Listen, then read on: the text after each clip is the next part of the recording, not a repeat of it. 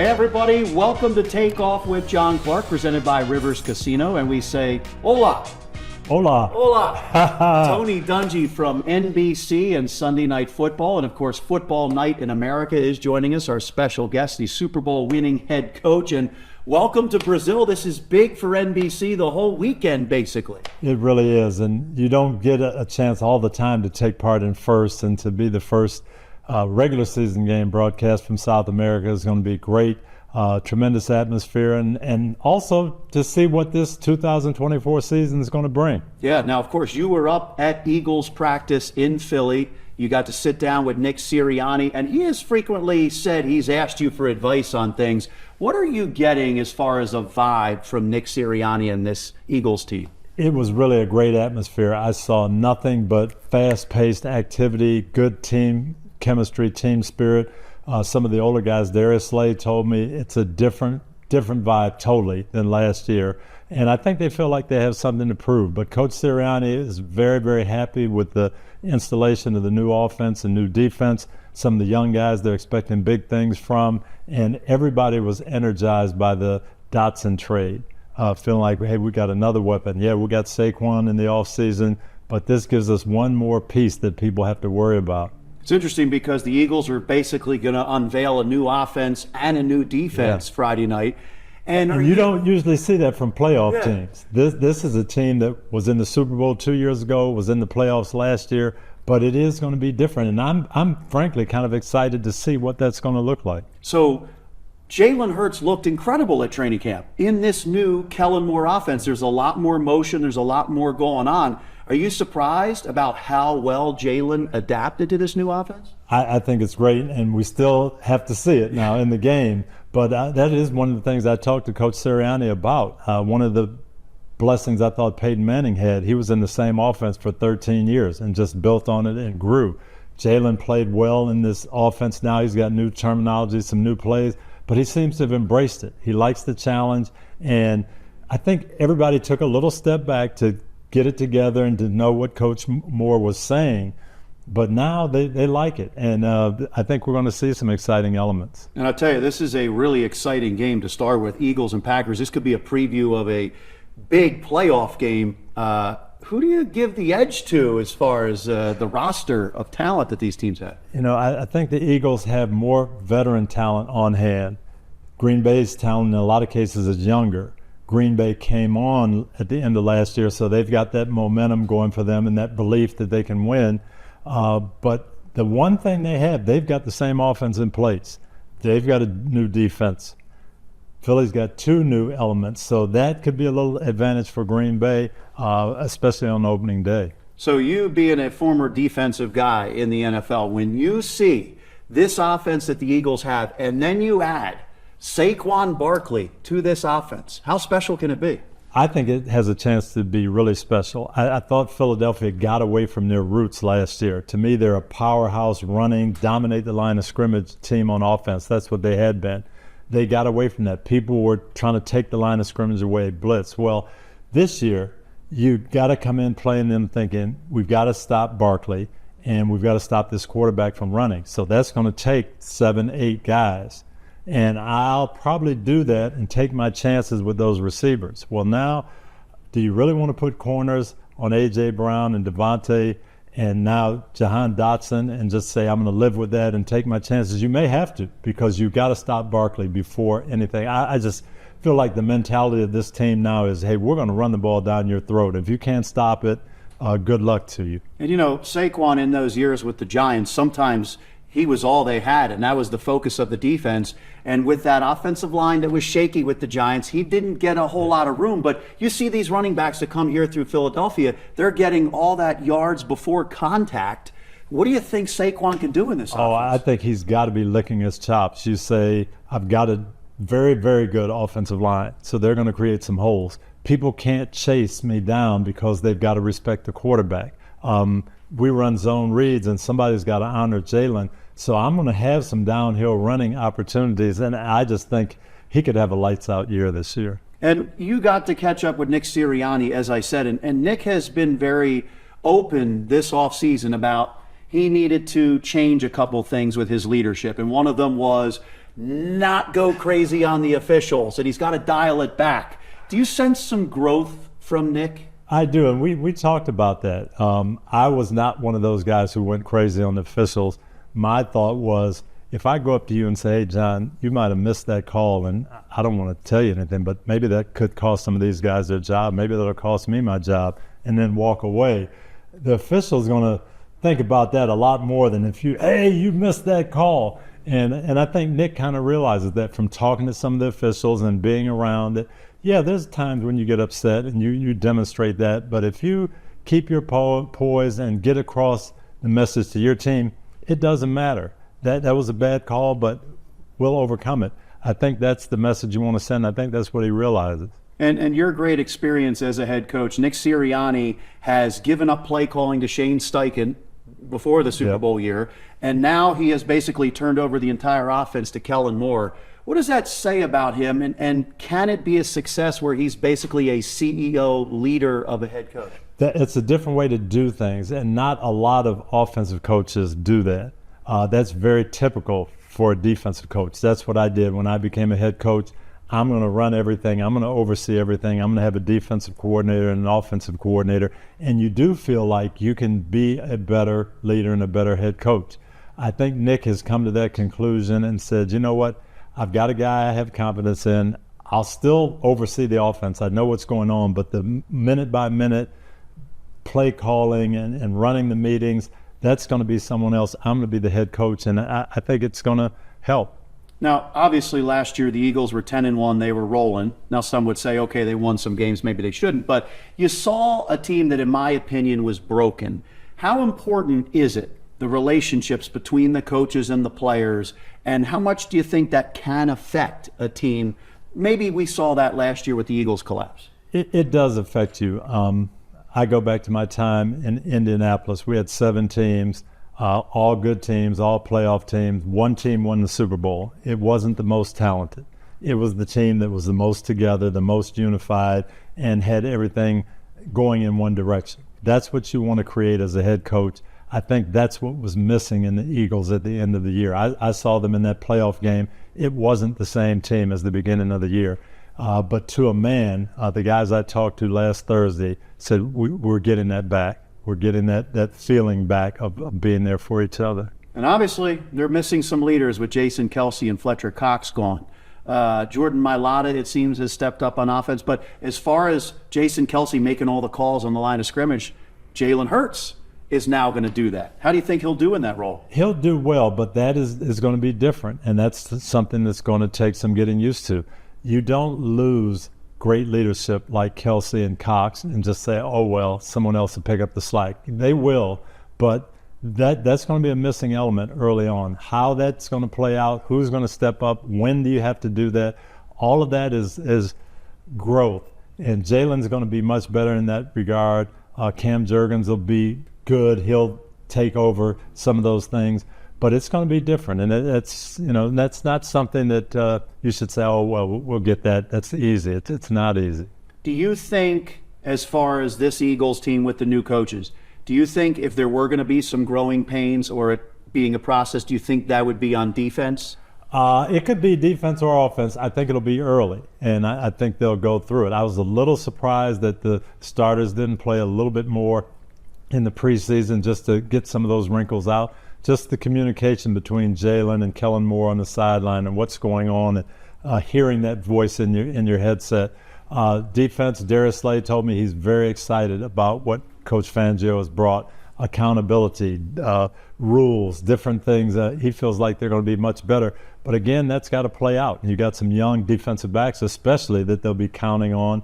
Those guys have to listen and hear and be able to hear the calls and get things from the veteran players. There'll be some growing pains early these first couple of games. That's why I'm really anxious to see this opening night. And you being a Super Bowl winning head coach and coming from the defensive side of the ball a lot of the time, Vic Fangio, you've probably watched his defenses forever. What is it that makes his defense so unique? He has the ability to scheme and put people in the right positions. He does a lot of things. He's a very demanding coach, so I think that will be good. Everybody's going to have to get used to his style and how he is.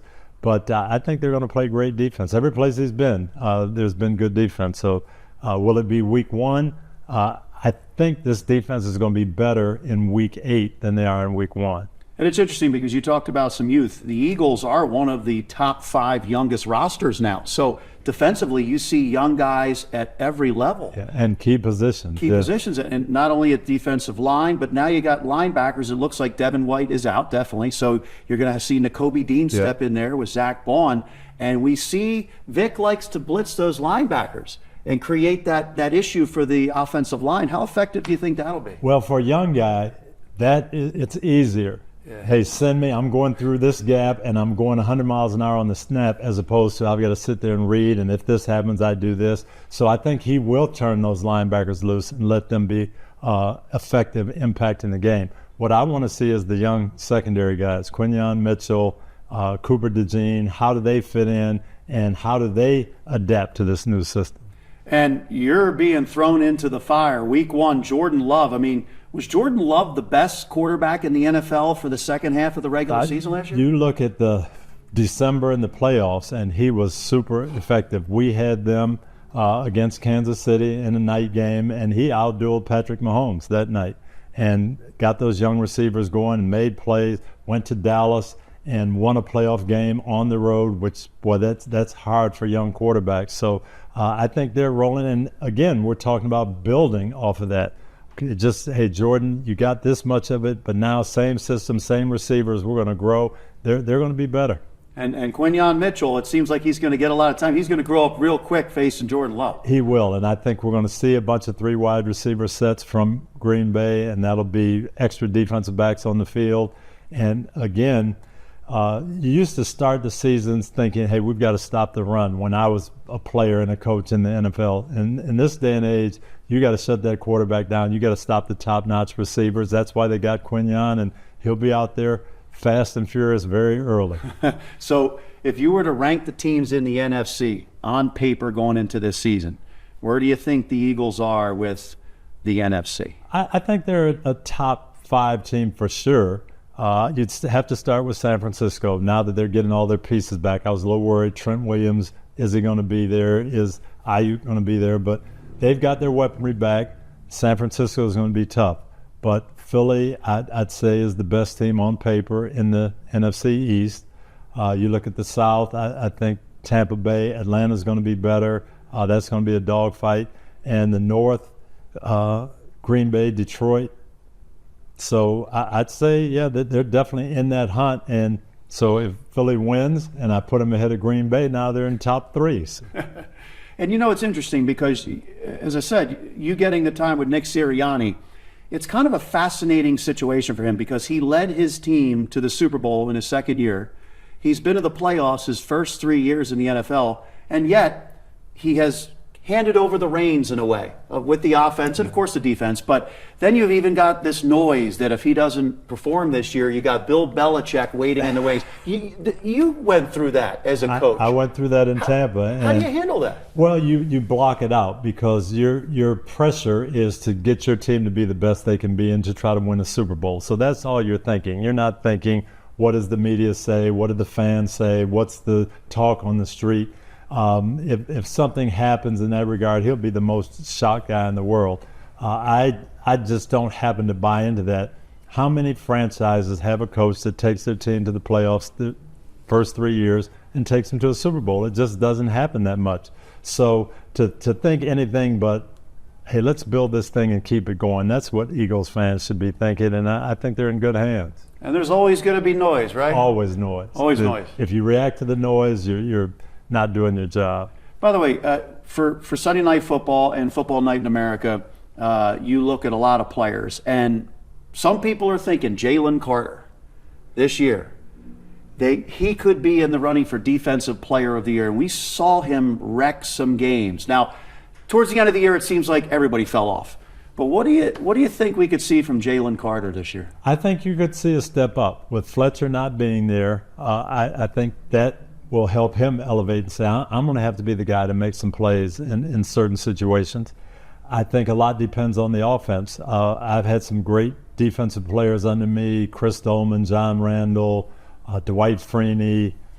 and Derek Thomas, those guys' stats get better when the offense scores points and you're ahead. When you're ahead in the fourth quarter, defensive linemen light up, and that's when you make plays. So let that offense do what it can do and play like that 10-1 start. And I think you could see Jalen Carter make a lot of plays and get a lot of noise surrounding him as Defensive Player of the Year. Well, and really, I think he is the key to the defense because he's going to require double teams a lot, and that may free up your pass rushers. Because I do have one concern, Tony, seeing Hassan Reddick leave and Josh Sweat tailed off at the end of the year. Are they going to get enough of a pass rush with the young Bryce Huff in there now? Bryce Huff is a good rusher. I think people are going to be surprised to see what he can do. But also you have to look at Vic Fangio. He creates rush. And, yeah, it's easy if you're a defensive coach and you got 2 or 3 guys that you say, hey, we just rush 4 guys and they can do it. But if that's not the case, Vic knows how to create rush. So I don't think that's going to be a problem. Interesting. And the linebackers, when they're blitzing, how much does that affect an offensive lineman and their protection schemes? And then does that open it up for somebody else? Well, what happens is the offensive side of the ball, they say they bring a lot of people. They do different things. Yeah, we've got to be on point. But number one thing in this game, quarterbacks got to get the ball out fast. We can do our job perfectly, but we don't want them to get hit. So make sure you're getting the ball out fast. Well, that helps the DBs. If I know the ball is coming out, my partner, Rodney Harrison, he said he benefited from that for a long time, sitting back there. I can go on the quarterback's first look because I know that ball is coming out. When the defensive backs start to understand that, put the whole system together, that's when they're going to be good. All right, well, we're looking forward to this Eagles-Packers game. A lot of green here in Brazil. A lot. They may not be ready for it, but a lot of green, and look forward to seeing Tony Dungy on Sunday Night Football, of course, Football Night in America. Thursday, Friday, Sunday. You're busy this week. A lot of frequent flyer miles. Great weekend, but we're going to have fun, yeah. All right, and we will wait for your pick then. I know you're not going to give it to us right now. Can't give it to you yet. You got to tune in. Tune in. And it's going to be on NBC 10 in Philly, Thursday, Friday, and Sunday night. Thanks a lot, Tony. Thank you, John. Always good to be with you. Appreciate it. The Eagles season opener is upon us now. Finally, and you're invited to the Birds Take Brazil pregame party. You can meet NBC Sports Philadelphia experts for a live Q&A, and it's all about the Eagles season opener. Celebrate with special guests and giveaways. We'll see you at the Birds Take Brazil pregame party September 6th, presented by Toyota, the official automotive partner of the NFL. Hey, celebrity cook Steve Martirano is bringing his Italian-American cooking back home to Philly, where it started. Enjoy Martirano's Prime at Rivers Casino and Steve's famous meatballs with Sunday gravy, prime steaks, and more. So make reservations for Martirano's Prime on Open Table. I've been to the one in Fort Lauderdale. I'm glad it's back in Philly. All right, we just did a line change coming in. Rodney Harrison, of course, from Football Night in America, Sunday Night Football. And, of course, he won 2 Super Bowls. We don't even need to say who you won one of them against. We'll keep that quiet. And you had a couple interceptions, I believe, against Donovan McNabb and the Eagles. Yeah, Chicago friend of mine, and but always had love and respect for the Eagles. Yeah. Well, this is cool because you're bringing the whole production down to Brazil, and you've got Thursday Night Football you're being here, Friday night, and then you got Sunday night still to do. But there's a lot of football, and how amazing is this matchup, Eagles-Packers, to start off the season? It's unbelievable. I mean, you have really a tale of 2 different teams, the way they finished last year. The Eagles struggled. The Green Bay Packers have a bunch of young guys they caught on fire and really got hot throughout the playoffs. And now this year you think about what they've done. They've added Josh Jacobs, and the Green Bay Packers added Josh Jacobs. So that's going to really open up their offense. I think it's going to really affect those young wide receivers. Another year in Matt LaFleur's system, I think they're going to be tough to beat. So this is interesting because Vic Fangio, legendary defensive coach, this is kind of a young defense now. You've got young players at each level, and then the secondary for the Eagles, they've got some young players. This is being thrown into the fire. Well, we got to first start with Jalen Carter up front because he is an absolute stud. And I just think that, being under Vic is going to really elevate him and really take him to the next level. And then, of course, Bryce Huff and those guys, pass rush. But to me, I look at the secondary, and it really gets me excited because you have a veteran like Darius Slay. You add another very veteran in Chauncey Gardner-Johnson, and you add two of the most talented guys in the draft at defensive back, Cooper DeJean and Quinyon Mitchell. You add those guys and you play them. And I love the fact that you play young guys early because it builds confidence. And now it builds depth on your team. So I'm really excited. I think this secondary eventually could be the strength of their defense. Wow, that's saying a lot. Now, Vic Fangio loves the versatility. Yep. And you've got Quinyon Mitchell, who played outside corner in college, and now, he's in the slot, and he seems to be able to pick it up. How important is that versatility? He can go in and out. See, when I grew up, it wasn't about, are you a left corner, are you outside corner, are you a right corner? It's about, can you play all the different positions in the secondary? And playing, of course, under Bill Belichick, I had to play safety, I had to play linebacker, I had to play some nickel. So you play all over the field, but this whole new concept of just only being able to play one position, I don't like it. And Quinyon Mitch, he's so good, he can play anywhere on the football field. And C.J. Gardner-Johnson returning to the Eagles. He's a dog. He is a dog, and he's going to bring personality. He's going to bring energy. He's going to bring physicality. You go out in free agency and you get a guy like this that is a playmaker, a guy that can get that secondary going. And I'm going to tell you another guy that I have a lot of respect for, Reed Blankenship. This is a guy, he's smart. Of course, they got big names in that secondary, but I think he holds everything down. Interesting. And C.J. Gardner-Johnson was with the Eagles when they went to the Super Bowl. I couldn't believe that they let him go. Yeah, well, why? Well, they didn't want to pay him. Well, I think they wanted to pay him at the market value, and he wanted some more. But it's a shame because he almost had to leave at that point to save face. Like, I can't come back on a one-year deal to the Eagles. So then he went to the Lions. But him coming back, does that bring some toughness and swagger back to the defense that maybe was lacking towards the end of last year? It brings personality, absolutely, because, this guy, he's a tough guy, smart, plays extremely hard, plays with a lot of emotion, a lot of energy, and I think his impact is going to be huge. You'd start talking about Darius Slay and all these different guys back there. They have to be a close-knit group. They have to come together, and I think CJ can bring them together. So obviously you've had incredible success as a defensive player in your career. Should be a Hall of Famer. Thank you. Pro Bowler, and you're the only defensive back in NFL history with 30 interceptions and 30 sacks. So when you see a new defense, you say there's good talent, but how long does it take to get used to a new defense? Vic Fangio coming in here. I think the biggest key for those guys on defense is take to coaching. You have to take to coaching. Vic Fangio, he's going to come in and he's going to say, hey, this is what I want to do. This is what you have to do. He's going to have a set of expectations. He's going to push those guys. No more freelancing. You got this gap. You have to stay your butt in this gap and no excuses. And that's what he brings. He brings a toughness, a discipline, and an old school approach. But I also do believe that with the new age guys that he has, they when he walks in the room, they respect him because of what he's accomplished. And if they listen to him, if they take to coaching, this defense will be really good. The one question I do have is how good will they be at the linebacker position? Devin White was a guy that got benched last year, didn't have his best year. They bring him in here. So, this is a guy that has a lot to prove, see if he can still play at a high level. He's definitely not the same linebacker that played in the Super Bowl with the Tampa Bay Buccaneers. So I'm a little concerned about their linebacker situation. What impresses you about a Vic Fangio defense? Why is he so successful at that defense that he created? Because he knows talent and he's not afraid to get in a guy's face, a veteran, a young guy, an all-pro, a future Hall of Famer, and hold him accountable. And I think a lot of guys in Miami last year didn't really take to his personality. And the Miami defense was up and down. At times they showed great flashes. But I think, once again, accountability, that's what he brings. All right, so you have seen a lot of great football. Eagles and Packers. This is a great way to start the season. Who do you give the edge to? Who's got the better rosters? Because we obviously don't know how it's all going to come out because you got a new defensive coordinator in Green Bay, you got new coordinators in Philly. But who do you think has the better overall roster?